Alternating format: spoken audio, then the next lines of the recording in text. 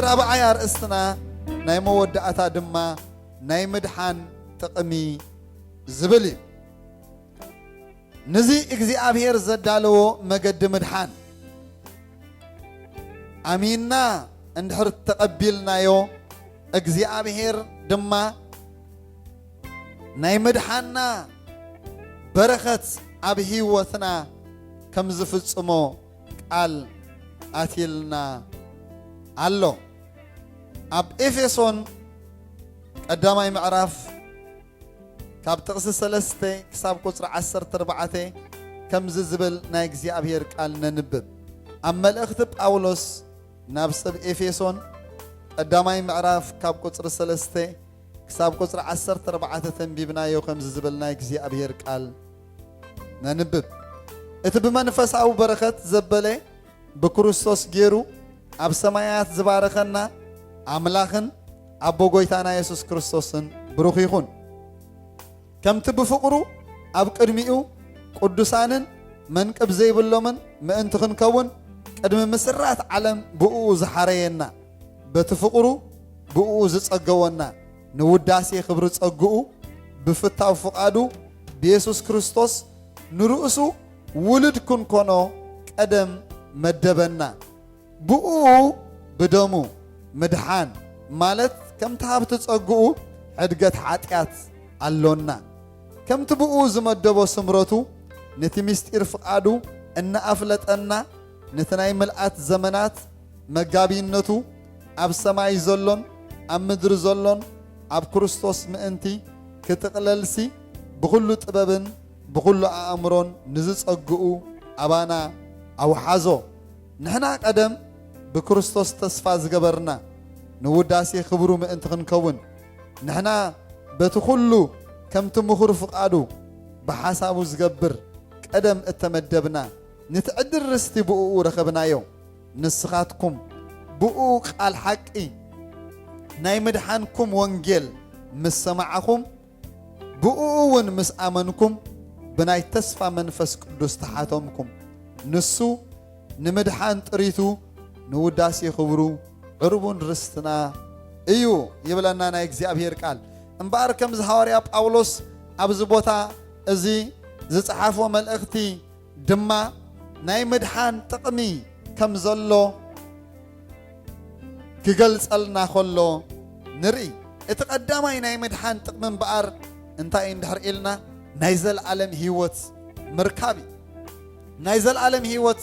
ማለት እንታይ ማለት እንድሕር ኢልና ሰብ መጽሐፍ ቅዱስ ክዛረብ ከሎ ንሰብ ሓንሳ እሞት ድሕሪኡ ድማ ፍርዲ ተሰሪዕዎ ኣሎ ይብለና ስለዚ ኩሉ ሰብ ግዚኡ ምስ ኣኸለ ሰዓቱ ምስ ኣኸለ ከም ዝመውት ኩላትና ንፈልጥ ኢና ድሕሪ ሞት ግን ፍርዲ ከም ዘሎ ናይ እግዚኣብሔር ቃል ይዛረብ እቶም በክርስቶስ ኢየሱስ ዘአመኑ ሁሉም ግን ኩነኔ የብሎምን ይብለና ናይ እግዚአብሔር ቃል እቶም በክርስቶስ ኢየሱስ ዘአመኑ ሁሉም ፍርድ የብሎምን ይብለና ንትቦድ አምላክ ዘአመነ አይፍሮዶን እዩ ዝብል ናይ እግዚአብሔር ቃል አሎ እምበአር ናይ መድሓና ጥቕሚ እተቀዳማይ እንታይ እንድሕር ኢልና ናይ ዘለዓለም ህይወት ንረክብ ድሕሪ ሞት ናበይ ከም ንኸይድ ንፈልጥ ድሕሪ ሞት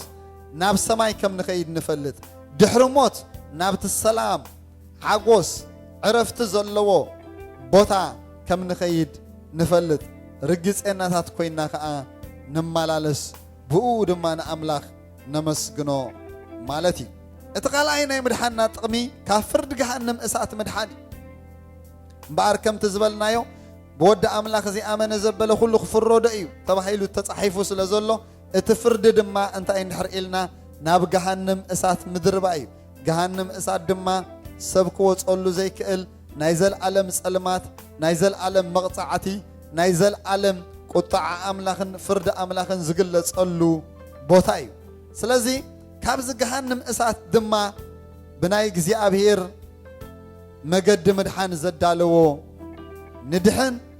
حرا دما نخون كفرد جهنم اسات دما نصا نخون اتسالساي دما ناي حلنا سلامن عرفتن نركب اب حلنانا زخسنا زيبلنا نخون بتدم كريستوس كم تحصبنا ኃጢአትና ይቅረኸም ተባሃለልና ካብ አዳም ዝወረስናዮ ናብ መንግስተ ሰማይ ዘይእቱ ኃጢአት ድማ ብደም ኢየሱስ ክርስቶስ ከም ተሓጸብና ይቅረኸም ተባሃለልናን ስለንፈልጥ ኣብ ሕልናና ዕረፍትን ሰላምን ኩሉ ጊዜ ይስምዓና እትራብዓይ ከዓ ካብ አጋንንታዊ ተጽዕኖ ሓራን ወፅእ ዝተፋላለየ ንሰብ ዘጨንቅ ዘባሃርር ድቃስ ዝኸልእ ዘፈራርሕ አጋንንታዊ ተጽዕኖ ኣብ ምድሪ ኣሎ ብክርስቶስ ኢየሱስ አሚንና ምስ አምላክ ክንመላለስ ምጀመርና ከምቲ ቃል እግዚአብሔር ዝብለና ክንመላለስ ምጀመርና ንወዲ ኢየሱስ ክርስቶስ ክንስዕቦ ምስ ወሰና ግን እዚ አጋንንታዊ ተጽዕኖ ካብ ናይ እግዚአብሔር ኃይሊ ዝተልዓለ ካብ ህይወትናን ካብ ናብራናን ካብ ሓዳርናን ካብ ቤተሰብናን እናተሰባበረ ይኸይድ እሞ ሓርነት ይስማዓና እቲ ካልእ እንረኽቦውን ሰማያውን ምድራውን ናይ እግዚአብሔር በረኸት እዩ ሰማያውን ምድራውን ናይ እግዚአብሔር በረኸት ተኻፈልቲ ንኸውን እግዚአብሔር ምእታውናን ምውፃናን ክባርኾ ይጅምር እግዚአብሔር ምድቃስናን ምትንሳእናን ክባርኾ ይጅምር እግዚአብሔር ተግባር አዳውና ክባርኾ ይጅምር እግዚአብሔር ትሕዝቶና ክባርኾ ይጅምር እግዚአብሔር ትምህርትናን ስራሕናን ክባርኾ ይጅምር እግዚአብሔር ሓዳርናን ናብራናን ቤተሰብናን ክባርኾ ይጅምር እግዚአብሔር ደቅናን ዘርእናን ኩሉ ክባርኾ ይጅምር ኣብ ትሕቲ በረኸት ኮይና እንመላለስ መርገም ዘበለ ኩሉ ካብ ህይወትና ድማ እናተሰባበረ ይኸይድ ናይ ምድሓን ጥቕሚ እምበኣር እዚ እዩ